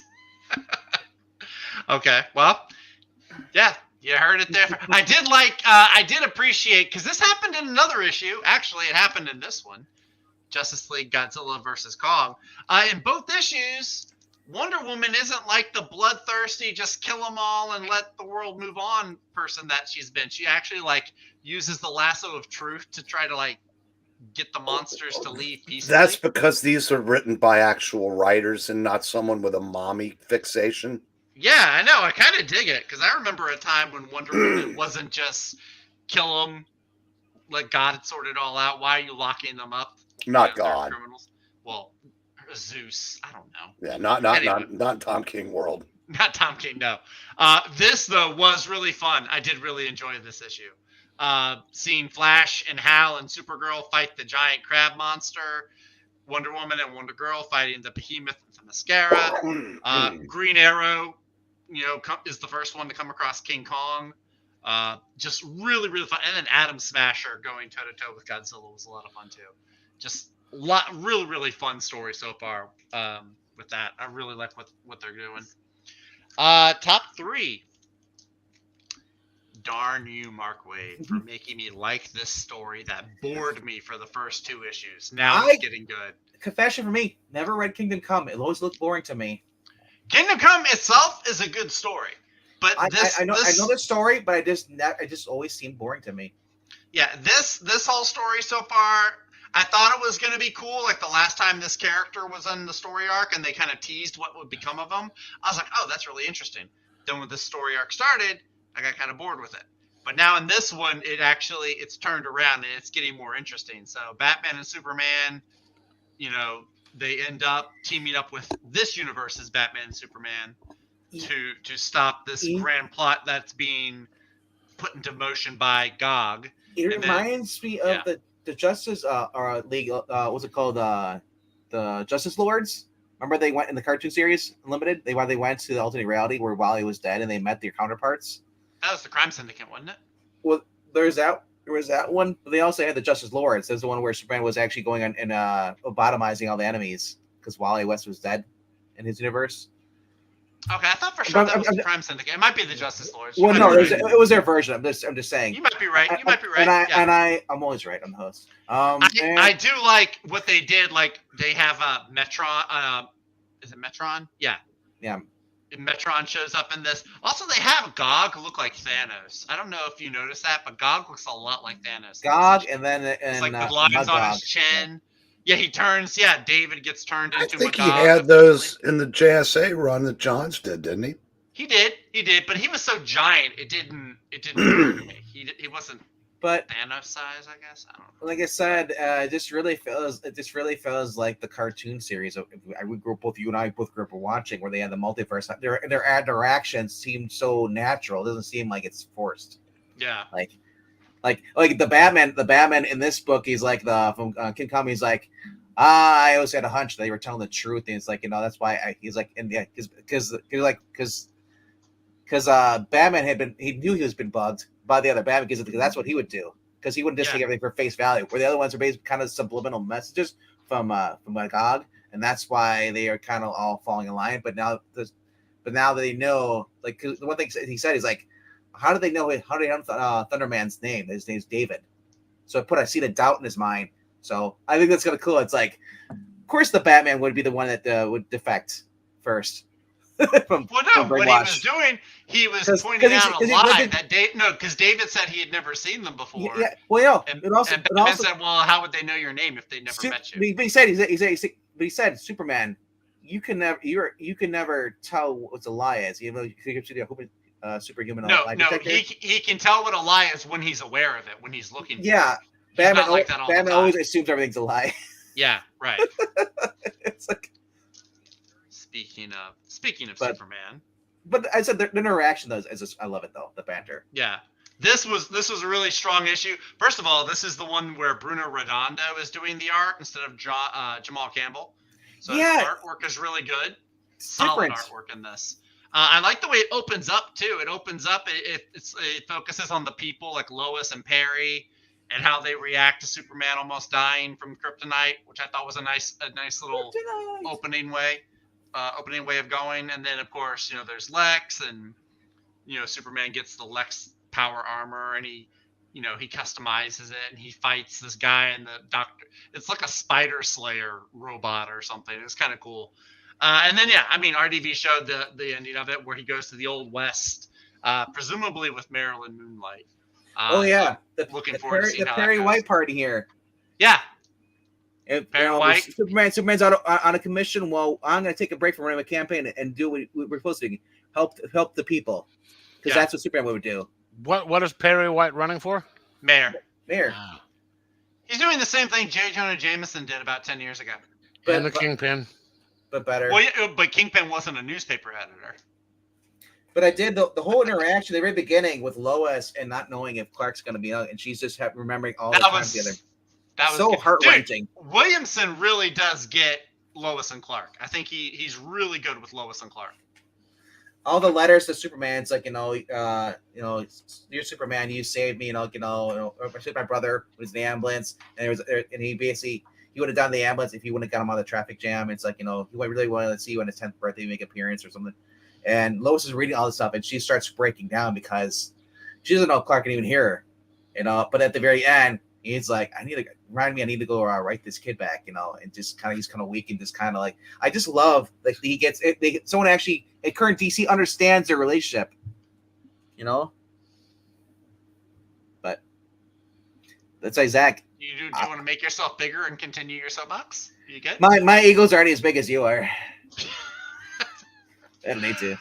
I sprung for the variant cover on this one. This was just too cool. You had to. If you didn't, I'd be spitting apples at you. I mean, yeah, right. Look, I have an Apple-free list of comics this week. This is very rare. It's like a Christmas miracle. Then he's gonna show a back issue right now. Wait till you see what Bendis book I picked. No, I'm just kidding. No, this is great. Yeah, I agree. If Jeff Johns, when he leaves JSA, I think that DC, if there's 2 brain cells among the whole higher ups, they would put Jeremy Adams on a JSA title. Because he gets it. He gets Jay. When they go back and they do like the back then in Germany in the 1930s, and there's like the JSA in this lab and they're fighting Dr. Elemental, he writes it really, really fun. It's awesome. And then when it flashes to the present and there's Stargirl and Mr. Terrific and Mr. Terrific's kid, which I really like that Jeremy Adams was able to bring that character back, because that was one of the last things he did was he brought back Mr. Terrific's kid. What were the other 2? One was like Donna's kid, I think. One was Donna Troy's kid. Yeah, it was with Garth and Donna Troy's kid, wasn't it? No, not Garth's kid, but then Donna Troy also had a kid. Yeah, it was the one that was killed with during Blackest Night. Yeah, or something like that. Yeah. So I thought it was really cool that he was able to put Mr. Terrific's kid back in here. The story is really cool. I'm really intrigued that Dr. Elemental is going to be the villain, or he was the lab scientist that helped Jay get his powers in the first place. I thought that was a really unique, really cool character, a really cool twist there. So yeah, his Flash run is fantastic. This and his Green Lantern and his Wally West run, Jeremy Adams can do no wrong in my eyes right now.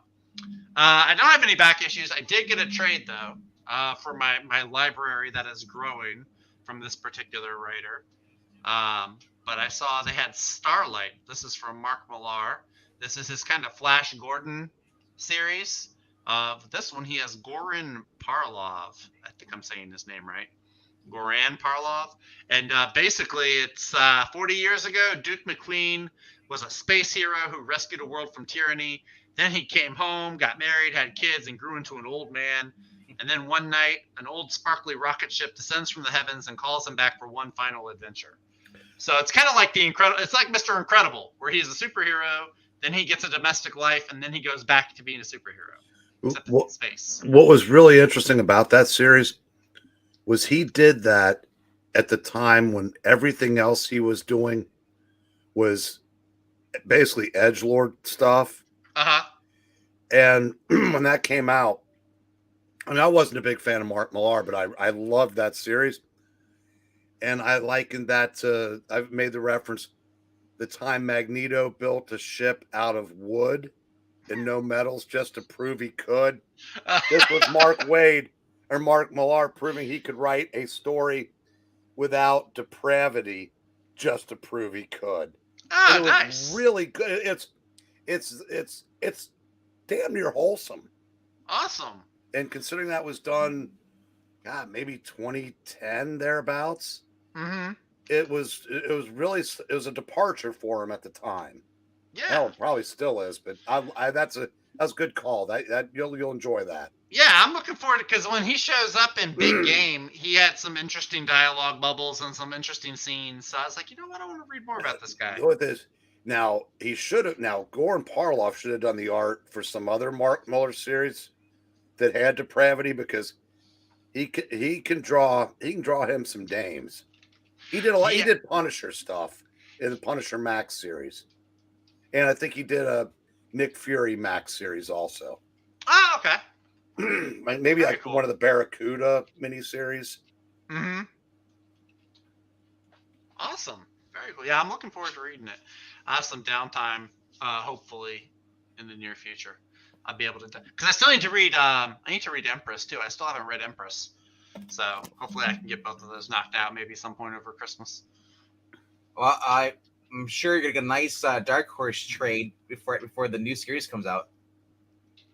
So. Oh, see, this is Image. I didn't wait for the Dark Horse on this. I'm still gonna keep some Images. There's a lot of his books I don't have and trade, so I'm like, ooh, Dark Horse, ooh, oversized editions. Yeah, oh, probably. Oh, dude, if Dark Horse does like an omnibus of several of his series, that would be cool. Because take all of his sci-fi stories and put them in one edition. I'm wondering if Nemesis will get a oversized edition, or because the original Nemesis and then the reloaded and then version. the new one. Yeah, maybe all of his Ambassadors, will be put in one. Dark Horse. Magic Order has 4 volumes, so if anyone's gonna get an omnibus, and they should be in tomes. Oh, that would be cool. That would be really cool. Kick-Ass could probably be in an omnibus. Right. Yeah. Prodigy has at least. The one you just showed was what, Starlight? Yeah, this is Starlight. That's the old dude. Okay. Yeah, it's the old one. There's Empress. What is the other guy? The guy who had the polar bear. That's Duke. Duke. Okay, I gotta find that. I think he might have 2. He might only have 1. I've got 1 volume of Duke, or Duke Volume 1. But that's the art is by Raphael Albuquerque, the guy who started with Ram V on Detective Comics. Like Elsa did. He was Scott Snyder's artist on American Vampire. Yep. Oh, was he really? Oh, okay. Yeah. He's good. I always get him and the Raphael Grampe and Albuquerque confused until I open up the book and I'm like, oh, that's right. This is the other Raphael. The other Raphael. Right. All right. Is that it? That's it. That's all she wrote. That's all she wrote. Oh, tell her to write more. Well, it would be if I had a Gail Simone book. Right. No, I'm just kidding. I wouldn't have a Gail Simone book probably. If I did, it might be Secret 6. Or Birds of Prey. Birds of Prey. But yeah, like I said, I'm looking forward to a lot of these books coming out. It's always great when I actually find a series I can stick with it. Unfortunately, as like I said, if the only thing that's going to kill me for most of these books is when it comes to big 2 is if they start raising the prices more. I don't care how good a book is. Jeremy Adams, I love you, man, but I can't pay $6 for your books on a standard issue. I'm only getting 32 pages. Right now they're $3.99, but I could see them going up $4.99, $5.99. And then, like I said, you want me to pay for 32 pages? There better be no freaking ads for books I don't care about, and there better be I don't know backup stories. Because, sorry. But anyway, Zach looks like he's depressed because he hasn't seen his girlfriend. I saw her earlier today. No, you know why Zach's depressed. Zach is depressed because my back is killing me. No, I've been up 4 times. Well, she's that young? Oh. No.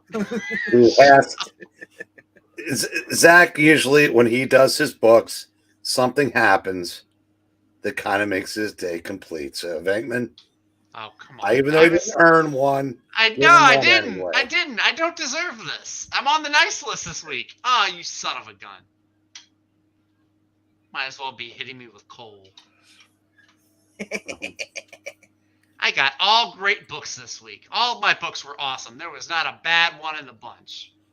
Actually, I think next week is the same. It's the same way. Yeah. Yeah, I don't have a Ryan North book until next year, until the new year. There'll be a mid-year, right? Wow. Halfway through the year, mid-year. No. January 3rd. That's when the next Fantastic Four comes out. Gosh, 3 days in. 3 days in. how will we make it to that? I don't know, man. I'll take Brubaker's worst book over Ryan North. Of course. Everybody would. That's not even a contest. I really didn't know what his There's worst no book such is. thing as a bad. Brubaker doesn't have a bad book, as far as I know. Like, Okay, least favorite. what is Ed Brubaker? Hang on, I want to pull this up. What was the one he had after Friday? He had one that came out. It was Saturday. a black. No. God, give him the apple for that. That was funny. That was funny. Screw y'all. That was hilarious. It's still. That's what you are. You're mid, Zach. No, that was funny, but it deserves an apple to the face. Now, here's something that might deserve a mid or an apple. I'm taking a friend of mine to see the new Momoa flick tomorrow, if he wants to go. Oh, Aquaman. Yeah. So, I mean, I love the first one, but I've heard things. I've heard stuff that this could Things. top out this good. I've heard stuff about Legacy, Superman Legacy, but I'm still gonna go watch it. But I was saying this could Because it's not Ezra Miller.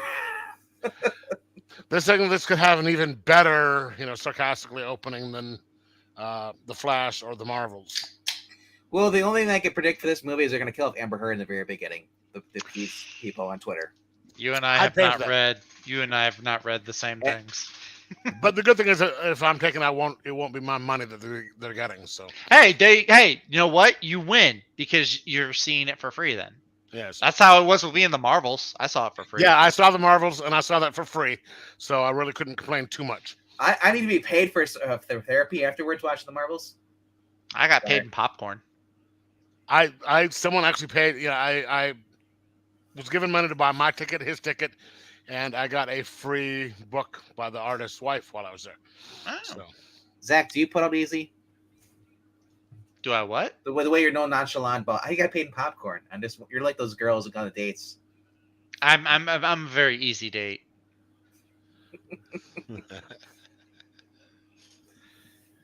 That's not good. What? I got fed. I mean, what else do you need? You got fed. I got fed.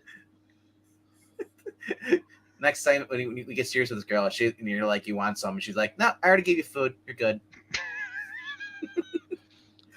then you hear something on the girl going, "Feed me, feed me." Feed me, Seymour. Anyway, this is getting awkward and cringe. It's very. Where have you been? It's been that way. I checked out emotionally a while ago. Halfway between Geekeasy. Hey, that's a gift of mine. I can make people check out kind of easy. Speaking of checking out, it's like the Hotel California. You can check out early, but you can't leave. Speaking of checking out, we'll be going live tomorrow at around 9 o'clock. 9 Eastern, 8 p.m. Central. Doing this one book reading. We'll be reading 5 little short stories by Paul Dini and Bruce Timm, and basically the whole crew from the Batman animated series. It's the 1995 Batman Adventures holiday special.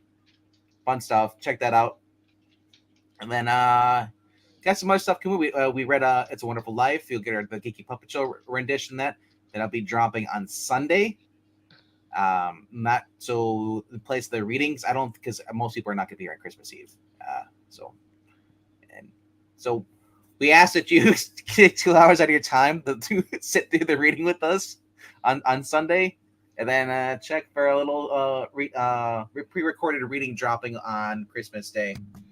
If we don't see you tomorrow, hope you guys have a very Merry Christmas. And if we don't see you ever again, I hope you have a good New Year's. Ever again? What if we just don't see him for like a maybe week? They have a New Year's resolution. My New Year's resolution: I gave up YouTube. I gave up Geeky Puppet Show. What an easy resolution to keep. Yeah, we know. We don't see you in the readings anymore. Oh man, he turned that around quick. Oh wow, like a boomerang. Call me Captain. Well, don't feel bad. You never see me at the readings. Yeah, there you go. Right. Yeah, we can say that about Eric too. He just never turns his camera on. Kind of like No need. No need. All right. It's So- an audio. It's an audio medium. All right, guys. So if you haven't already done so, please click like, subscribe, help us get to 500. We're almost there, and then you guys can start giving us super chats. Isn't that great? Because then you guys can insult us, but we get paid for being insulted. All right, take it easy, guys. See you later, everybody. Merry See you later. Christmas. Good night, Merry kids. Christmas. And God bless us all. And a happy